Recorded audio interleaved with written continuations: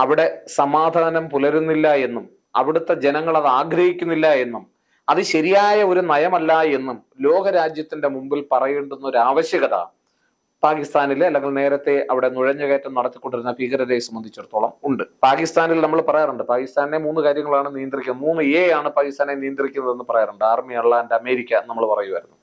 ആർമിയും അവിടുത്തെ സൈന്യവും അമേരിക്കയും അള്ളായുമാണ് പാകിസ്ഥാനെ സംബന്ധിച്ചിടത്തോളം ദൈവങ്ങൾ നമ്മൾ പറയുമായിരുന്നു. ജമ്മു കാശ്മീരിനെ സംബന്ധിച്ചിടത്തോളം ജമ്മു കാശ്മീർ പഴയ ജമ്മു കാശ്മീർ അല്ല എന്നുള്ളതാണ്. അത് പൂർണ്ണമായും ഇന്ത്യക്ക് അവിടെ നിയന്ത്രണമുണ്ട്. പ്രത്യേകിച്ചുള്ള പദവികളൊക്കെ എടുത്തു കളഞ്ഞുകൊണ്ട് കേന്ദ്രഭരണ പ്രദേശമായി നിലനിർത്തുന്നു. മാത്രമല്ല വളരെ കൃത്യമായ ചില ഓപ്പറേഷൻസ് ഇന്ത്യ അവിടെ നടത്തുകയും ചെയ്യുന്നു. നമസ്കാരം.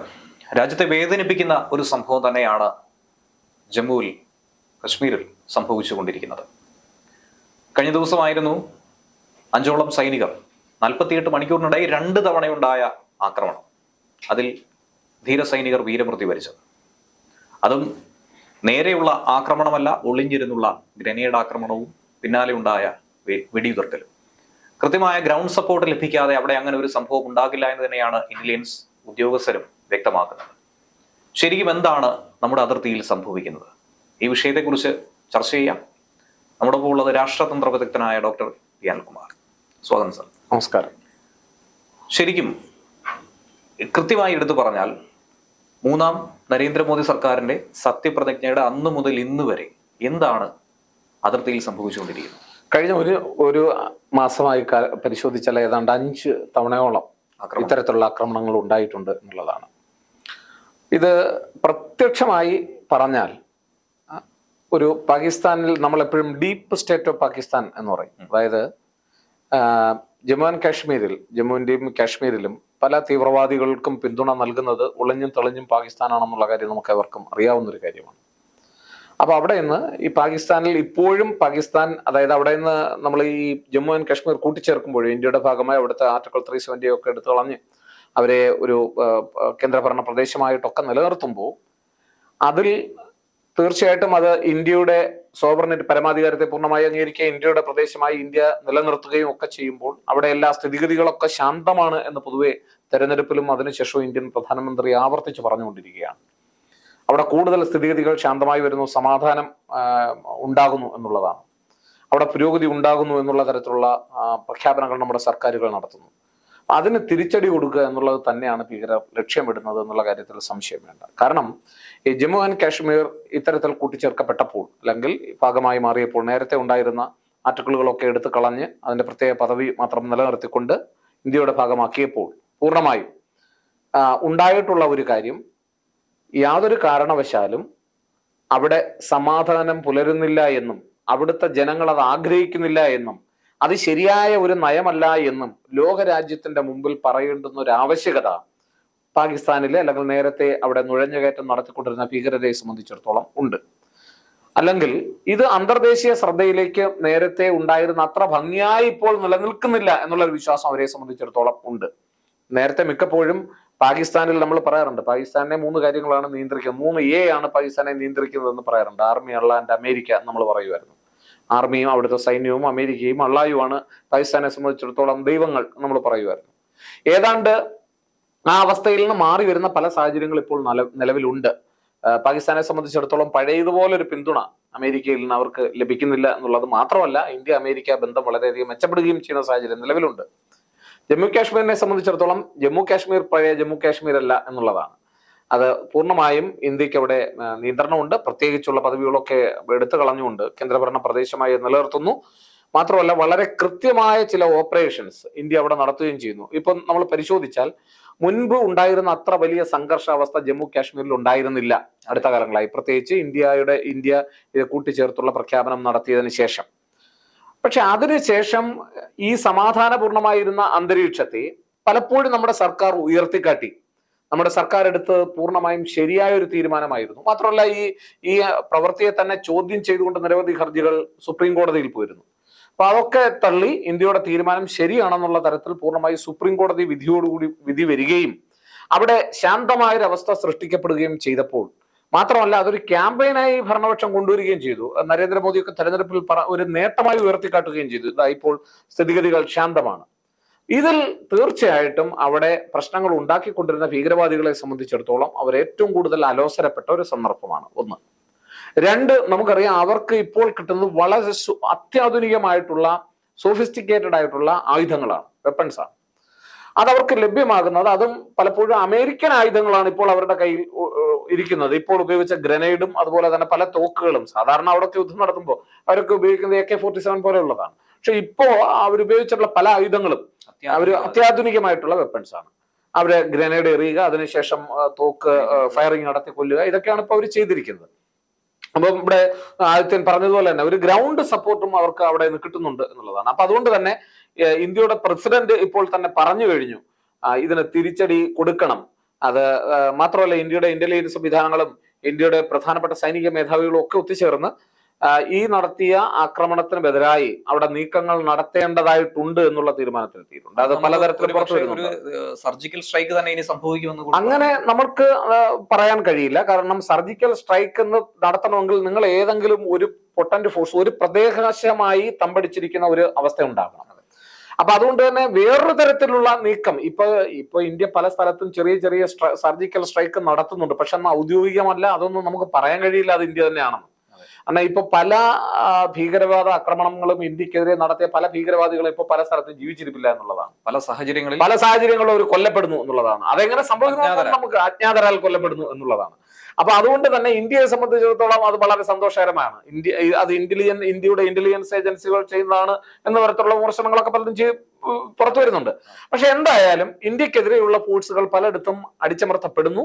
അല്ലെങ്കിൽ ഇപ്പൊ ഉദാഹരണത്തിന് ഇന്ത്യക്കെതിരെ ഭീകരവാദിയായി നിലകൊണ്ട സിഖ് ഭീകരവാദികൾ കൊല്ലപ്പെടുന്നുണ്ട് പലയിടത്തും. അപ്പൊ ഇത് എങ്ങനെ സംഭവിക്കുന്നു എന്നുള്ളത് പലരും സംശയത്തോടെ ഇന്ത്യയെ വീക്ഷിക്കുന്നുണ്ട്. പക്ഷെ എന്തായാലും ഒരു കാര്യം ഉറപ്പാണ്, അവർക്കൊക്കെ തിരിച്ചടി കിട്ടുന്നുണ്ട് എന്നുള്ളതാണ്. അപ്പൊ അതും ഇവരെ സംബന്ധിച്ചിടത്തോളം അലോസരപ്പെടുത്തുന്നുണ്ട്.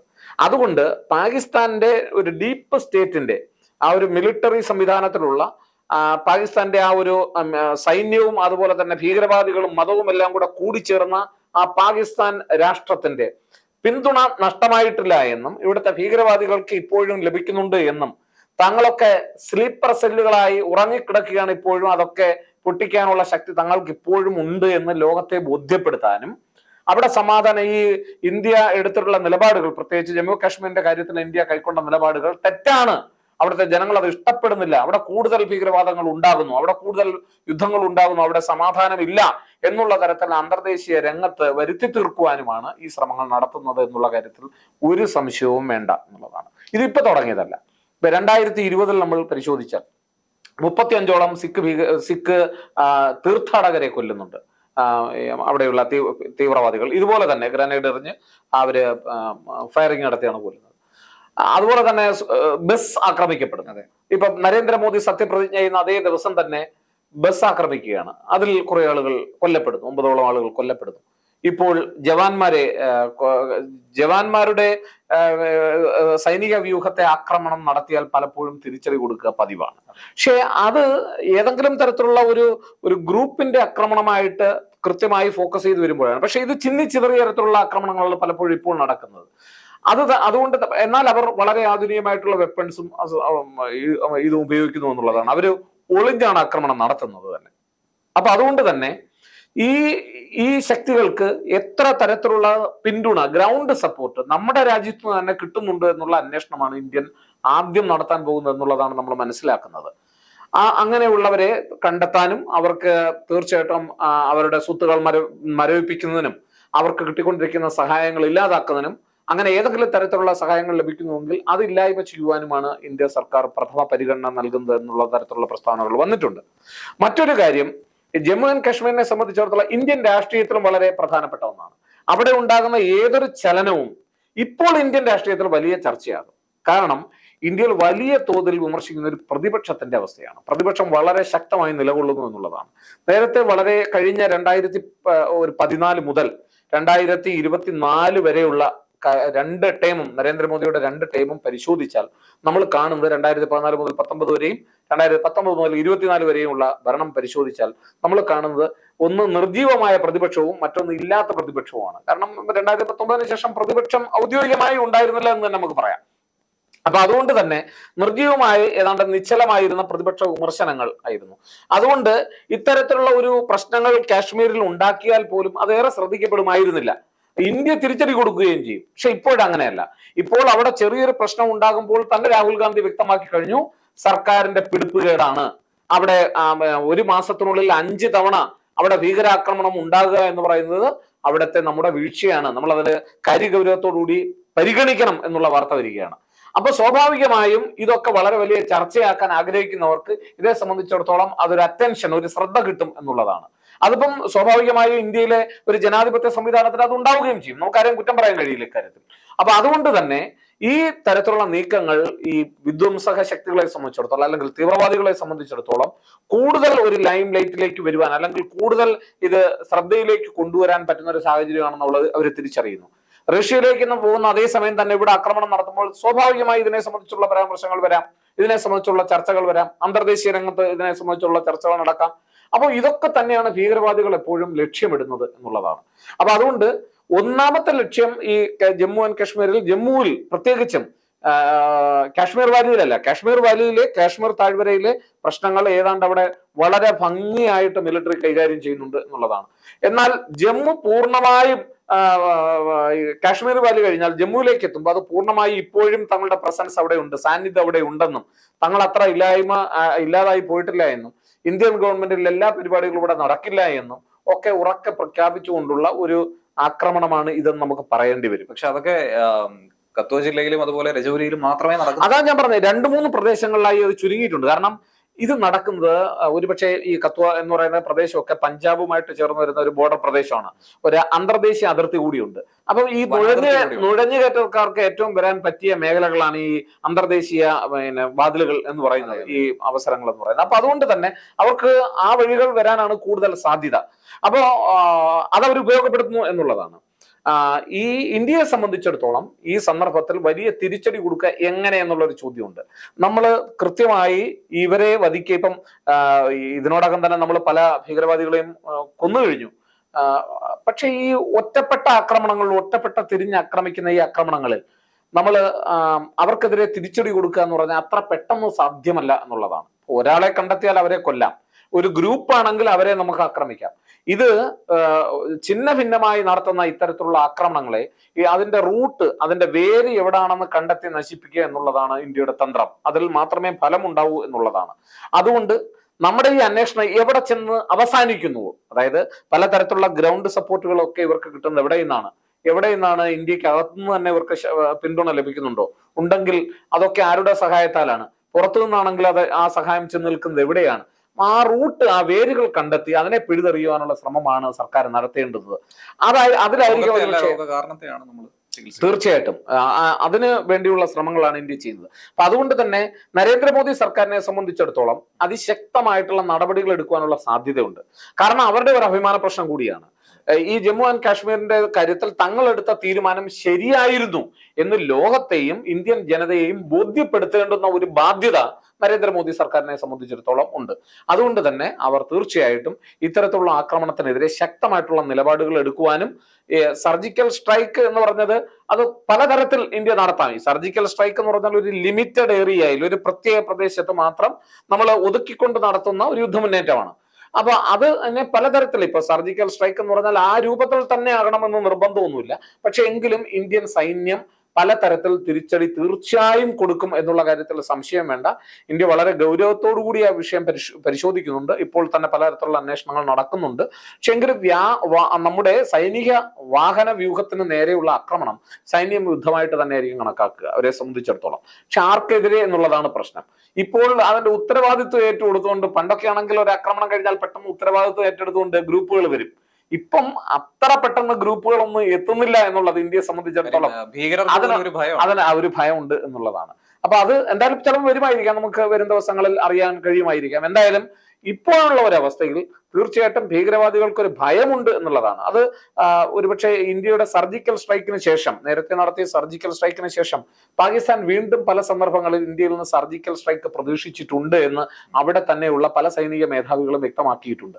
അപ്പൊ അതുകൊണ്ട് തന്നെ തീർച്ചയായിട്ടും പാകിസ്ഥാനെ സംബന്ധിച്ചിടത്തോളം ഒരു ഉൾഭയം ഉണ്ട് എന്നുള്ളതാണ്. നേരത്തെ ഈ പഷ്തൂൺ മേഖലയിൽ നേരത്തെ പാകിസ്ഥാന്റെ പല മേഖലകളിലാണല്ലോ നമ്മൾ സർജിക്കൽ സ്ട്രൈക്ക് നടത്തിയത്. അപ്പൊ അവിടെ നടത്തിയ ഈ സർജിക്കൽ സ്ട്രൈക്ക് എന്നുള്ളത് ഒരുപക്ഷെ എത്രത്തോളം ഇമ്പാക്ട് ഉണ്ടാക്കിയിട്ടുണ്ട്, അതിന്റെ പല കാര്യങ്ങളും ഇപ്പോഴും രഹസ്യ സ്വഭാവമുള്ളതാണെങ്കിലും ഒരു കാര്യം ഉറപ്പാണ്, ഇന്ത്യൻ മിലിറ്ററി അവിടെ ഓപ്പറേഷൻ നടത്തി എന്നുള്ള കാര്യത്തിൽ വളരെ പ്രാഥമികമായ ചില വിവരങ്ങൾ പല സന്ദർഭങ്ങളിലും നമുക്ക് പല പാകിസ്ഥാനിലുള്ള സുഹൃത്തുക്കളൊക്കെ സംസാരിക്കുമ്പോഴും ഒക്കെ കിട്ടിയിട്ടുണ്ട്. കാരണം ഒരിക്കലും ഒരു സുഹൃത്തുമായിട്ട് സംസാരിച്ചപ്പോൾ അവർ തന്നെ പറഞ്ഞത് ഈ സർജിക്കൽ സ്ട്രൈക്ക് നടത്തിയ പ്രദേശത്ത് എന്തോ ഒരു കാര്യം സംഭവിച്ചിട്ടുണ്ട്, കാരണം ആ പ്രദേശങ്ങളിലേക്കുള്ള വഴികളെല്ലാം പാകിസ്ഥാൻ സൈന്യം അടച്ചു എന്നുള്ളതാണ്. അപ്പൊ അതുകൊണ്ട് തന്നെ അവിടെ ഒന്നും സംഭവിച്ചില്ല എന്ന് പറയുന്നത് ഇപ്പൊ ഇന്ത്യയിൽ തന്നെ അങ്ങനെയുള്ള ആരോപണങ്ങൾ ഉണ്ടായി, അവിടെ ഒന്നും സംഭവിച്ചില്ല, ഇതൊക്കെ സർക്കാർ പറയുന്നത് വെറുതെയാണ്. അങ്ങനെ ഞാൻ വിശ്വസിക്കുന്നില്ല. തീർച്ചയായിട്ടും ഇന്ത്യൻ സൈന്യത്തിന്റെ ഭാഗത്ത് നിന്ന് അവിടെ ഒരു നീക്കം ഉണ്ടായിട്ടുണ്ട്. അതുപോലെ ഇപ്പോൾ ജമ്മു ആൻഡ് കാശ്മീരിൽ തുടർച്ചയായിട്ടുണ്ടാകുന്ന ഈ ആക്രമണങ്ങൾ, ജമ്മു കാശ്മീരിൽ ഉണ്ടാകുന്ന ഈ ആക്രമണങ്ങൾ അതിന് മറുപടി കൊടുക്കാനുള്ള സാധ്യത ഉണ്ട്. പക്ഷെ അത് ഒരുപക്ഷെ നമ്മൾ ആരും കരുതുന്ന തരത്തിലാവണം എന്ന് നിർബന്ധമില്ല. പക്ഷേ അവിടെയുള്ള ഭീകരവാദത്തിന്റെ വേരറുക്കാൻ തന്നെയാണ് ശ്രമിക്കുന്നത്. നിവൃത്തിയില്ലാതെ ഇനിയും തങ്ങൾ എന്താ പറയുന്നത് അവിടെ സമാധാനം പുനഃസ്ഥാപിക്കുക ഇന്ത്യൻ സർക്കാരിനെ സംബന്ധിച്ചിടത്തോളം അത്ര എളുപ്പമല്ല എന്ന് ലോകശക്തികളെ അറിയിക്കുവാനും വിളിച്ചു പറയാനും നടത്തുന്ന അവസാനത്തെ ശ്രമമായിട്ടാണ് നമ്മൾ ഇതിനെ കണക്കാക്കുന്നത്. ഒരു പ്രധാനപ്പെട്ട കാര്യം ഇപ്പോൾ നമ്മൾ പറഞ്ഞായിരുന്നു, പ്രധാനമന്ത്രി നരേന്ദ്രമോദി റഷ്യയിലേക്ക് യാത്ര തിരിച്ച സമയത്താണ് ഒരു വലിയ ആക്രമണം ഉണ്ടായത്. ഇതിന് മുൻപത്തെ ഒരു കാര്യം പറയുകയാണെങ്കിൽ ആദ്യത്തേത് സംഭവിച്ചത് സത്യപ്രതിജ്ഞയുടെ സമയത്ത്. വളരെ പ്രധാനപ്പെട്ട രണ്ട് നിർണായക സമയങ്ങളിൽ രണ്ട് ആക്രമണങ്ങൾ. മറ്റൊരു കാര്യം കൂടി കൂട്ടിച്ചേർക്കുകയാണ്, ലോക്സഭാ തിരഞ്ഞെടുപ്പിൽ നല്ല രീതിയിലുള്ള ഒരു മുന്നേറ്റമാണ് കശ്മീരിലടക്കം ഉണ്ടായത്. ഇനി നിയമസഭാ തിരഞ്ഞെടുപ്പ് വരാനിരിക്കുകയാണ്. അത് ഭയന്നുകൂടി ചില ശക്തികൾ നടത്തുന്ന നീക്കമായി ഇതിനെ വിലയിരുത്താൻ കഴിയും. തീർച്ചയായിട്ടും അവിടെ അസ്ഥിരത ഉണ്ടാക്കിയ തെരഞ്ഞെടുപ്പ് മാറ്റാനുള്ള സമ്മർദ്ദം ഉണ്ടാക്കുക എന്നുള്ളത് എക്കാലത്തെയും ഭീകരരുടെ തന്ത്രമാണ്. കാരണം അവിടെ ഒരു സമാധാനപരമായി ഇപ്പൊ ലോക്സഭാ തെരഞ്ഞെടുപ്പ് സമാധാനപൂർണ്ണമായി നടന്നു എന്നുള്ളതാണ്. എക്കാലവും നടന്ന പോളിംഗിനേക്കാൾ മികച്ച പോളിംഗും അവിടെ ഉണ്ടായി എന്നുള്ളതാണ്. അപ്പൊ അത് അട്ടിമറിക്കുക എന്നുള്ളത് തീർച്ചയായിട്ടും ഭീകരവാദികളെ സംബന്ധിച്ചിടത്തോളം ഏറ്റവും പ്രധാനമാണ്. അതുകൊണ്ട് എല്ലാവരും പറയുന്ന ഒരു കാര്യം, എന്ത് വില കൊടുത്തും ഇന്ത്യ ശക്തമായി തെരഞ്ഞെടുപ്പ് സംവിധാനങ്ങളുമായി അവിടെ മുന്നോട്ട് പോകണം എന്ന് തന്നെയാണ്. നിയമസഭാ തെരഞ്ഞെടുപ്പായാലും ലോക്സഭാ തെരഞ്ഞെടുപ്പായാലും എപ്പോഴും ഇന്ത്യയിൽ ശ്രദ്ധ പുലർത്തണം എന്ന് തന്നെയാണ്. അതൊരു വളരെ പ്രധാനപ്പെട്ട കാര്യമാണ്. തീർച്ചയായും അതൊരു ഘടകം തന്നെയാണ്. മറ്റൊരു കാര്യം, ഈ പറഞ്ഞല്ലോ ആദ്യ ആക്രമണം നടത്തിയത് സത്യപ്രതിജ്ഞാ സമയത്ത് ഈ നേരത്തെ സൂചിപ്പിച്ചതുപോലെ ബസ്സിന് മുകളിൽ ബോംബ് വർഷിക്കുന്നു, ബോംബിടുന്നു, ഗ്രനേഡ് എറിയുന്നു, വെടിവെപ്പ് ഉണ്ടാകുന്നു. ഇപ്പോ അതുപോലെ തന്നെ റഷ്യ സന്ദർശനത്തിനിടയ്ക്ക് ഇതുണ്ടാകുന്നു. ഇതിനേക്കാൾ രസകരമായ കാര്യം, 2000-ൽ ഏതാണ്ട് 35ഓളം സിഖ് തീർത്ഥാടകരെ കൊന്നൊടുക്കിയത് ബിൽ ക്ലിന്റൺ ഇന്ത്യൻ പാർലമെന്റിനെ അഭിസംബോധന ചെയ്യുന്ന സന്ദർഭത്തിലാണ്. അപ്പൊ അതുകൊണ്ട് ഇത്തരത്തിലുള്ള കാര്യങ്ങൾ കാലേക്കൂട്ടി അവർ ആസൂത്രണം ചെയ്യുന്നതാണ്.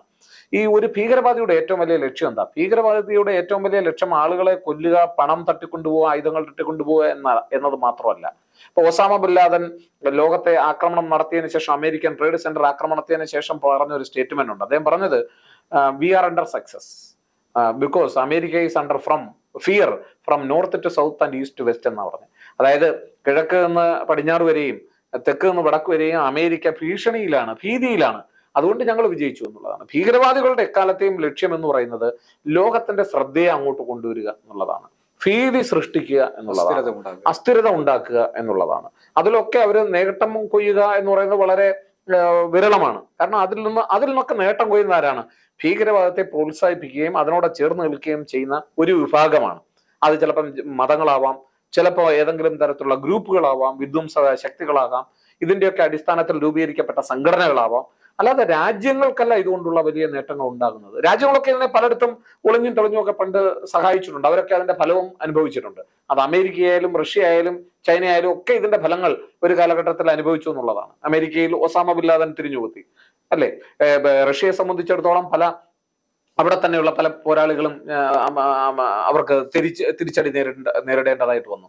ഇന്ത്യയെ സംബന്ധിച്ചിടത്തോളം ജമ്മു ആൻഡ് കാശ്മീരിന്റെ ഈ ആക്രമണം എടുത്ത് നോക്കിയാൽ, തുടർച്ചയായിട്ടുണ്ടാകുന്ന ഈ പ്രശ്നം എടുത്ത് നോക്കിയാൽ അതിലൊരു കാര്യം ഉറപ്പാണ്, നമ്മുടെ സർക്കാർ ജമ്മു കാശ്മീരിന്റെ കാര്യത്തിലെടുത്ത നിലപാട് തികച്ചും ശരിയായിട്ടുള്ള ഒരു നിലപാടായിരുന്നു എന്ന് പിന്നീടുള്ള സംഭവവികാസങ്ങൾ തെളിയിക്കുന്നു. 2, നമ്മുടെ നീതിന്യായ സംവിധാനം പൂർണ്ണമായി അതിനെ അംഗീകരിക്കുന്നു. 3, അവിടെ കുറെ കൂടി മെച്ചപ്പെട്ട സ്ഥിരതമായ ജനാധിപത്യത്തിൽ ഊന്നിയ പ്രതിനിധികൾ ഉണ്ടാകുന്നു.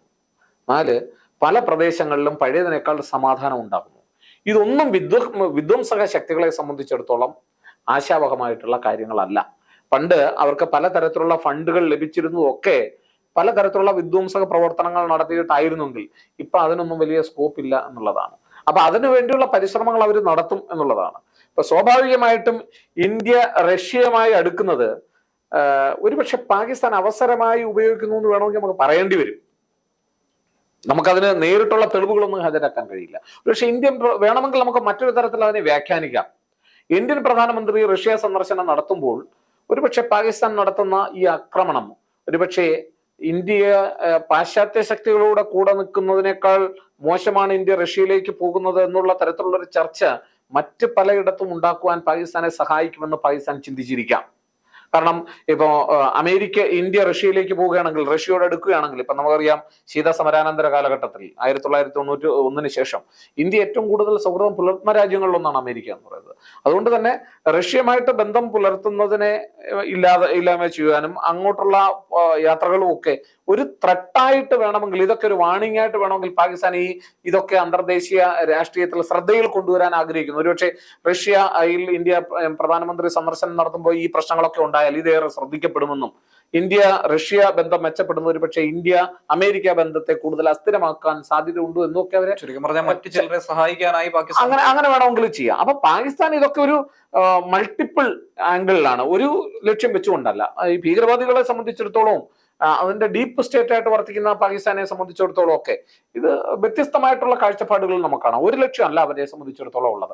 എന്നാലും ഒരു കാര്യം ഉറപ്പാണ്, അവരുടെ പെട്ടെന്നുള്ള ലക്ഷ്യം എന്ന് പറയുന്നത് അവിടെ അസ്ഥിരമാണ് ആ പ്രദേശമെന്നും ഇപ്പോഴും തങ്ങൾക്ക് അവിടെ നിയന്ത്രണം ഉണ്ട് എന്നും വരുന്ന തെരഞ്ഞെടുപ്പുകളിലൊന്നും ഇന്ത്യ സർക്കാർ അവിടുത്തെ മനുഷ്യാവകാശങ്ങൾ ലംഘിക്കണമെന്നും ഒക്കെ അന്തർദേശീയ രംഗത്ത് ഒരു ചർച്ച കൊണ്ടുവരുവാനാണ് ശ്രമിക്കുന്നത് എന്നുള്ളതാണ് നമുക്ക് മനസ്സിലാക്കേണ്ടി വരുന്നത്.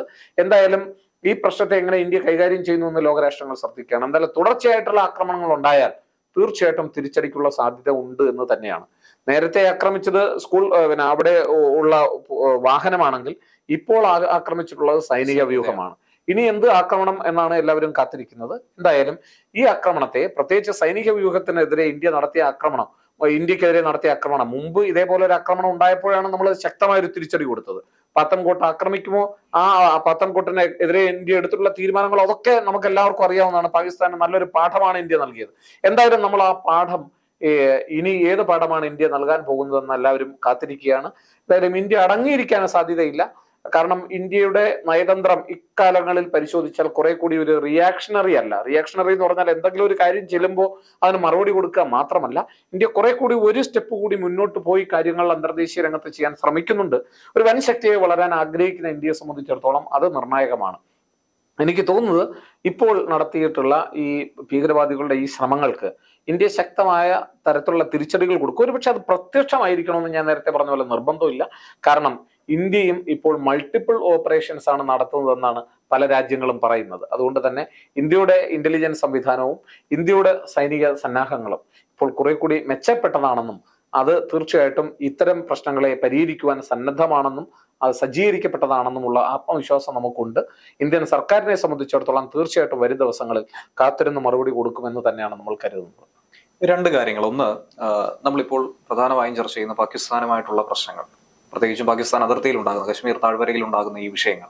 മറുഭാഗത്ത് ഗാൽവാനിലുണ്ടായ സംഭവം, അതിനുശേഷം ഇന്ത്യ ചൈന ബന്ധം വളരെ അസ്വസ്ഥപൂർണ്ണമായി തന്നെയാണ് മുന്നോട്ട് പോയിട്ടുള്ളത്. പലതവണയായി കമാൻഡർ തല ചർച്ച നടത്തിയെങ്കിൽ പോലും ഇതുവരെയും അതിനൊരു പരിഹാരം കണ്ടെത്താൻ ഇരു രാജ്യങ്ങൾക്കും കഴിഞ്ഞിട്ടില്ല. അപ്പോൾ ഒരു ഭാഗത്ത് പാകിസ്ഥാൻ, മറുഭാഗത്ത് ചൈന. എന്തായിരിക്കും ഇന്ത്യയുടെ ഭാവി?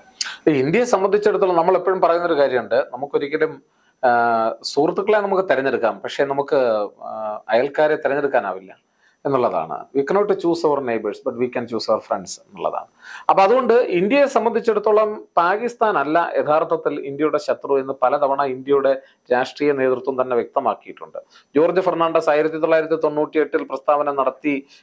ഇപ്പോൾ നമുക്കാർക്കും ഇന്ത്യ ചൈന ബന്ധം ഏറെക്കുറെ മെച്ചമായി മുന്നോട്ട് പോയെന്ന ഒരു സാഹചര്യത്തിലാണ് ഫെർണാണ്ടസ് പറഞ്ഞത് Pakistan is India's enemy number 1 എന്ന് പറഞ്ഞത്. എല്ലാവരും അത്ഭുതപ്പെട്ടു, എന്താണ് അതിന്റെ കാരണം? 2 ദിവസം കഴിഞ്ഞപ്പോൾ നമ്മൾ അണുവായുധം പൊട്ടിക്കുകയും ചെയ്തു. പൊക്രാനിൽ അണുപരീക്ഷണം വീണ്ടും നടത്തി 74 ശേഷം. അപ്പൊ അത് കാണിക്കുന്നത് തുടർച്ചയായി ഇന്ത്യയുടെ നിലപാടുകൾ എടുത്ത് പരിശോധിച്ചാൽ നമ്മൾ കാണുന്നത് പൊക്രാനിൽ നടത്തിയ അണുപരീക്ഷണങ്ങളും ഇന്ത്യയുടെ ആണവ നയങ്ങളും ഇന്ത്യയുടെ വിദേശ നയങ്ങളും ഒക്കെ കേന്ദ്രീകരിക്കുന്നത് പാകിസ്ഥാനേക്കാൾ കൂടുതൽ ചൈനയാണ് എന്നുള്ളതാണ്. അതിന്റെ ഏറ്റവും പ്രധാനപ്പെട്ട കാരണം പാകിസ്ഥാനേക്കാൾ വലിയ ശത്രുവാണ് ഇന്ത്യയെ സംബന്ധിച്ചിടത്തോളം ചൈന എന്ന് പറയുന്നത്. 1962 നമ്മളെ ഒരു യുദ്ധത്തിലൂടെ പരാജയപ്പെടുത്തിയ ഒരു രാജ്യം, പലപ്പോഴും നമുക്കെതിരായ ശക്തികളെ പിന്തുണയ്ക്കുന്ന ഒരു രാജ്യം, ഓരോ തവണയും പുതിയ പുതിയ ആവശ്യവുമായി എത്തുന്ന രാജ്യം. 1954-55 ബന്ധുങ് സമ്മേളനത്തിൽ ഹിന്ദി ചീനി ഭായ് ഭായ് എന്ന് പറഞ്ഞ് വളരെ വലിയ സൗഹൃദം ഉണ്ടായിരുന്ന സ്ഥലത്ത് നിന്ന് 62 യുദ്ധത്തിലേക്ക് പോയ അപ്രതീക്ഷിതമായി നെഹ്റുവിന് പോലും ഏറ്റ കനത്ത തിരിച്ചടിയായിരുന്നു. മാവോയും നെഹ്റുവും തമ്മിൽ വളരെ വലിയ ഐഡന്റിറ്റി ക്ലാഷ് ഉണ്ടായിരുന്നു. സ്വത്വങ്ങൾ തമ്മിൽ പലപ്പോഴും ചേരുന്നതായിരുന്നില്ല. നെഹ്റു അന്തർദേശീയ സമാധാനത്തിന് വേണ്ടി നിലകൊള്ള ആളായിരുന്നെങ്കിൽ മാവോ എന്ന് പറയുന്നാൽ എപ്പോഴും ചൈനയെ ലോകത്തിന്റെ ഏറ്റവും വലിയ ശക്തിയെ പ്രതിഷ്ഠിക്കാൻ ശ്രമിച്ച ആളാണ്. അപ്പൊ അതുകൊണ്ട് തന്നെ ചൈന എപ്പോഴും അസർട്ടീവായിട്ട് പെരുമാറുന്ന, ഡോമിനന്റ് ആയി പെരുമാറുന്ന, മേധാവിത്വ സ്വഭാവം പുലർത്തുന്ന ഒരു രാജ്യമാണ്. ചൈന ഒരു ബഹുധ്രുവ ലോകക്രമം ആഗ്രഹിക്കുന്നു എന്ന് പറയുമ്പോഴും അത് ചൈനയ്ക്ക് മേധാവിത്വമുള്ള ഒരു ബഹുധ്രുവ ലോകക്രമം ആഗ്രഹിക്കുന്നു എന്നുള്ള തരത്തിലാണ് വരുന്നത്. അപ്പൊ അതുകൊണ്ട് തന്നെ ഈ ചോദ്യം, പ്രത്യേകിച്ച് ചൈനയും പാകിസ്ഥാനും ഈ വശങ്ങളിലുമായി നിൽക്കുമ്പോൾ ഇന്ത്യ എന്ത് ചെയ്യും എന്ന് ഉള്ള ചോദ്യം നമ്മൾ കാണുന്നത് മറ്റൊരു തരത്തിലാണ്. കാരണം ഇന്ത്യയെ സംബന്ധിച്ചിടത്തോളം ഇന്ത്യ ഒരു സ്ട്രാറ്റജിക് ഓട്ടോണമി അല്ലെങ്കിൽ നയതന്ത്ര കാര്യങ്ങളിൽ സ്വയം പര്യാപ്തതയും സ്വന്തമായി തീരുമാനങ്ങൾ എടുക്കുകയും സ്വന്തമായ കാഴ്ചപ്പാടുകൾ പുലർത്തുകയും ഒക്കെ ചെയ്യുന്ന രാജ്യമാണ്. നമ്മൾ അമേരിക്കയോടൊപ്പം ഇപ്പൊ 1990-കൾക്ക് ശേഷം ഇന്ത്യയുടെ വിദേശ നയത്തിനുള്ള ഏറ്റവും വലിയ വിമർശനം എന്ന് പറയുന്നത് ഇന്ത്യ പാശ്ചാത്യ ശക്തികളോടൊപ്പം കൂടുതൽ അടുക്കുന്നു എന്നുള്ളതാണ്. പക്ഷെ അതേസമയം തന്നെയാണ് റഷ്യയോടൊപ്പവും ഇന്ത്യ അടുത്ത് പോകുന്നത് എന്ന് ഇപ്പോൾ വിദേശ നയം പരിശോധിച്ചാൽ നമുക്ക് മനസ്സിലാവാനായിട്ട് കഴിയും. അപ്പൊ അതുകൊണ്ട് തന്നെ ഇന്ത്യയുടെ വിദേശ നയം കൂടുതൽ സ്വതന്ത്രമായി നിലകൊള്ളുന്നു. പലപ്പോഴൊക്കെ ഇന്ത്യയുടെ താല്പര്യങ്ങൾക്കനുസരിച്ചും തീരുമാനങ്ങൾ എടുക്കുന്നു എന്നുള്ളത് ശരിയാണ്. പക്ഷെ അത് കൂടുതൽ മറ്റു രാജ്യങ്ങളെ അപേക്ഷിച്ച് നോക്കുകയാണെങ്കിൽ ഇന്ത്യ കുറച്ചുകൂടി മെച്ചപ്പെട്ട തരത്തിലുള്ള ഒരു വിദേശ നയത്തിലേക്ക് മാറുന്നു. അത് തീർച്ചയായിട്ടും നരേന്ദ്രമോദിക്കും അതുപോലെ തന്നെ BJP സർക്കാരിനും NDA സർക്കാരിനും അവകാശപ്പെടാൻ കഴിയുന്ന ഒരു നേട്ടം തന്നെയാണ്. പ്രത്യേകിച്ച് നമ്മളെ സംബന്ധിച്ചിടത്തോളം നല്ല ഒരു വിദേശകാര്യ വിദഗ്ധനായിട്ടുള്ള ആളുള്ള നമ്മുടെ വിദേശകാര്യ വകുപ്പ് മന്ത്രിയായിട്ടുണ്ട്. അപ്പൊ അതൊക്കെ ഇന്ത്യയെ സംബന്ധിച്ചിടത്തോളം നേട്ടം ഉണ്ടാക്കുന്ന കാര്യം തന്നെയാണ്. ഈ രണ്ട് രാജ്യങ്ങളും ഇന്ത്യക്കെതിരായി നിൽക്കുമ്പോൾ ഇന്ത്യ ശ്രദ്ധിക്കുന്നത് ജപ്പാൻ ഉൾപ്പെടെയുള്ള രാജ്യങ്ങളുമായിട്ട് സൗഹൃദം മെച്ചപ്പെടുത്തുക, ക്വാഡ് സഖ്യം 4 രാജ്യങ്ങൾ ചേർന്നുള്ള ചതുർ സഖ്യം ഉണ്ടാക്കുക, അതുപോലെ തന്നെ പാശ്ചാത്യ രാജ്യങ്ങളും അമേരിക്ക ഉൾപ്പെടെയുള്ള രാജ്യങ്ങളുമായി നല്ല ബന്ധം ഉണ്ടാക്കുക. ഈ ലോകക്രമത്തിന്റെ മറ്റൊരു പ്രത്യേകത എന്ന് പറയുന്നത് കയറി ഇറങ്ങി കിടക്കുന്ന സാമ്പത്തിക വ്യവസ്ഥകളാണ്. എന്ന് പറഞ്ഞാൽ അമേരിക്കയും റഷ്യയും ചൈനയും തമ്മിൽ വളരെ വലിയ ശത്രുത നിലനിന്നാൽ പോലും ഒരെണ്ണം തകർന്നു പോകണം എന്ന് മറ്റൊന്നിനെ ആഗ്രഹിക്കാൻ കഴിയില്ല. കാരണം ഒന്നിന്റെ തകർച്ച എന്ന് പറയുന്നത് മറ്റു രാജ്യത്തിന്റെ കൂടെ തകർച്ചയായി മാറും എന്നുള്ളതാണ്. അമേരിക്കയും ചൈനയോട് നോക്കിയാൽ വലിയ ട്രേഡ് വാണിജ്യം നടക്കുന്ന 2 രാജ്യങ്ങളാണ്. അപ്പൊ അവിടെ ഉണ്ടാകുന്ന ഏതൊരു മാറ്റവും 2 രാജ്യങ്ങളെയും സ്പർശിക്കും. അപ്പൊ അതുകൊണ്ട് പൂർണ്ണമായ ഒരു രാജ്യം തകർന്നടിയണമെന്ന് ഒരു രാജ്യവും ആഗ്രഹിക്കുന്ന തരത്തിലുള്ള ഒരു ശക്തിയെ ഒരു സംവിധാനങ്ങളോ അല്ല ആധുനിക ലോകക്രമത്തിൽ നിലകൊള്ളുന്നത്. പക്ഷെ ഭീഷണി വരാതെ രാജ്യങ്ങളെല്ലാം പരസ്പര സൗഹൃദത്തോടുകൂടി പോകുന്ന ഒരു ലോകക്രമമാണ് നമ്മൾ കാണുന്നത്. ഒരുപക്ഷെ നിങ്ങൾ ആലോചിച്ച് നോക്കൂ, ഇന്ത്യയും പാകിസ്ഥാനും സൗഹൃദത്തിലായി പോകുന്ന ഒരു സൗത്ത് ഏഷ്യ, ഒരു തെക്കേഷ്യ നമ്മൾ വിഭാവനം ചെയ്താൽ ഒരുപക്ഷെ അത് ലോകരാഷ്ട്രങ്ങളെ തന്നെ വെല്ലുവിളിച്ചുകൊണ്ട് പോകുന്ന തരത്തിലുള്ള വലിയ ശക്തികളായി മാറാനുള്ള സാധ്യതയുണ്ട്. അപ്പൊ ഇതിപ്പം നമ്മൾ ഈസ്റ്റ് ജർമ്മനിയും വെസ്റ്റ് ജർമ്മനിയും ഒന്നാകുമെന്ന് ആരെങ്കിലും ആലോചിച്ചിരുന്നോ? ഇല്ലല്ലോ. അതുപോലെ ബെർലിൻ മതിലിന്റെ പതനം പോലെ നാളെ ഒരു സമയത്ത് ഒരുപക്ഷെ ഇന്ത്യ പാകിസ്ഥാൻ നല്ല സൗഹൃദത്തിലൂടെ പോയിക്കൂടാ എന്ന് നിർബന്ധമൊന്നുമില്ല. അപ്പൊ അതുകൊണ്ട് നമ്മൾ പറയാറുണ്ട്, അന്തർദേശീയ രംഗത്ത് സ്ഥിരമായ ശത്രുക്കളോ മിത്രങ്ങളോ ഇല്ല എന്ന് പറയുന്നത് പോലെ ഇന്ത്യയും പാകിസ്ഥാനും തമ്മിൽ നല്ലൊരു സൗഹൃദത്തിലേക്ക് പോകാനുള്ള സാധ്യതയും ഒക്കെ ഉണ്ട്. പക്ഷെ അതൊക്കെ സൗഹൃദത്തിന്റെ കാര്യം പറയുമ്പോഴും ജയശങ്കർ ആവർത്തിച്ച് പറയുന്നുണ്ട്, ഭീകരവാദം പ്രോത്സാഹിപ്പിക്കുന്നവരുമായിട്ട് യാതൊരു തരത്തിലും ഒരു സൗഹൃദ തീർച്ചയായിട്ടും അത് തീർച്ചയായിട്ടും നമ്മൾ അങ്ങനെ തന്നെ നമുക്ക് മുന്നോട്ട് പോകാൻ കഴിയും എന്നുള്ളതാണ്. ഉപേക്ഷിക്കേണ്ടി വരും. തീർച്ചയായിട്ടും അങ്ങനെ മാത്രമേ ഒരു രാജ്യത്തിന് തുടർച്ചയായി ഭീകരവാദവും ഇതൊന്നും നിലനിർത്തിക്കൊണ്ട് എത്ര നാൾ രാജ്യത്തിന് മുന്നോട്ട് പോകാനാവും. അത് നമ്മൾ നോക്കൂ, ഓരോ ദിവസം കഴിയും തോറും പാകിസ്ഥാൻ ദരിദ്രാവസ്ഥയിലേക്ക് മാറുന്നതിന്റെ കാരണം എന്താണ്? എത്രയോ കോടി രൂപയുടെ സഹായങ്ങളാണ് അമേരിക്ക ഉൾപ്പെടെയുള്ള രാജ്യങ്ങളുടെ തുടർച്ചയായി പാകിസ്ഥാന് ലഭിച്ചത്. ഇപ്പോഴും അവിടെ ഏറ്റവും വലിയ പ്രശ്നങ്ങളും രക്തരൂക്ഷിതമായിട്ടുള്ള പ്രശ്നങ്ങളും ഒക്കെ ഉണ്ടാകുന്നതിനുള്ള ഒരു പ്രധാനപ്പെട്ട കാരണം ആ രാജ്യത്തിന്റെ വികസനത്തിന് വേണ്ടി ഉപയോഗിക്കുന്ന ഫണ്ട് ഇങ്ങനെ അട്ടിമറിക്ക് ഈ വിധ്വംസ ശക്തികളിലേക്ക് പോകുന്നു എന്നുള്ളത് കൊണ്ട് തന്നെയാണ്. അപ്പൊ അതുകൊണ്ട് തന്നെ ഇന്ത്യയുടെ അതിർവശത്ത് കിടക്കുന്ന രാജ്യങ്ങളെ സംബന്ധിച്ചിടത്തോളം ഇന്ത്യ ഭയക്കേണ്ടെന്ന് ആവശ്യമൊന്നുമില്ല. മറിച്ച് ഇന്ത്യ അതിന്റെ നയതന്ത്ര രംഗത്തുള്ള ബന്ധങ്ങൾ ശക്തിപ്പെടുത്തുകയും വാണിജ്യ രംഗത്തുള്ള ബന്ധങ്ങൾ ശക്തിപ്പെടുത്തുകയും ഇതര രാജ്യങ്ങളുമായിട്ടുള്ള സൈനിക ശക്തികൾ ശക്തിപ്പെടുകയും ഇന്ത്യക്ക് സ്വന്തം കഴിവിൽ വിശ്വാസം ഉണ്ടാക്കിക്കൊണ്ട് പുരോഗതിയിലേക്ക് പോകാൻ കഴിയുന്ന ഒരു സാഹചര്യമൊക്കെ ഉണ്ടായാൽ തീർച്ചയായും മെച്ചപ്പെട്ട ഒരു സാഹചര്യം ഉണ്ടാകുമെന്ന് തന്നെയാണ് മനസ്സിലാക്കുന്നത്. തീർച്ചയായും സമാധാനം പുലരട്ടെ എന്ന് തന്നെയാണ് തീർച്ചയായും. അതുപോലെ തന്നെ ഭീകരവാദം ലോകത്തിന് തന്നെ വിപത്തായിട്ടുള്ളതാണ്. ഇന്ത്യക്ക് മാത്രമല്ല മറ്റു രാജ്യങ്ങളെ പോലും വലിയ തോതിൽ നശിപ്പിക്കുന്നു എന്ന് തന്നെയാണ്. അതിന് ഒരു അന്ത്യം കുറിക്കട്ടെ എന്നാണ് പ്രതീക്ഷിക്കുന്നത്. നന്ദി, നമസ്കാരം.